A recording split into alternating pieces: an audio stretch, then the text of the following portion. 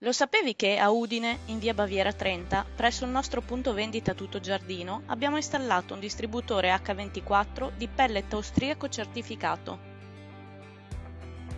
Per l'erogazione del pellet, scegliere innanzitutto la lingua, avvicinare la carta di credito o il bancomat con una preautorizzazione massima di 30 euro.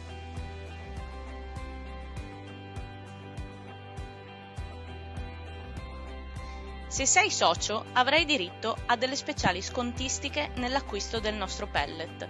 Avvicina dunque la tessera nell'apposito spazio indicato. Prima di selezionare la quantità desiderata, potrai scegliere se utilizzare il tuo contenitore o se acquistarne uno direttamente dal distributore. La macchina erogherà un sacchetto che potrai riutilizzare diverse volte.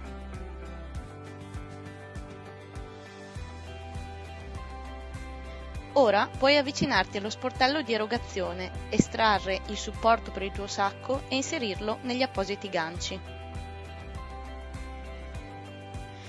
Una volta concluso, fai attenzione a riporre tutto all'interno, verificando di aver chiuso correttamente lo sportello trasparente.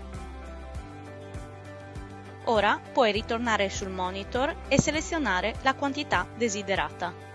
Conferma l'utilizzo del tuo sacco e attendi l'erogazione.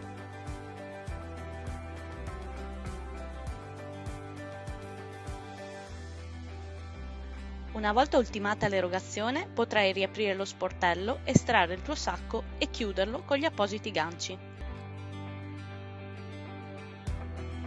Infine, il distributore ti chiederà se vorrai proseguire con un'altra erogazione oppure no. Scegliere dunque l'operazione da eseguire.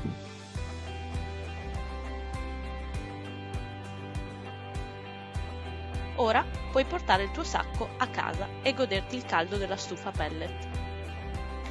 Ti aspettiamo al Circolo Agrario Friulano di Udine in via Baviera 30.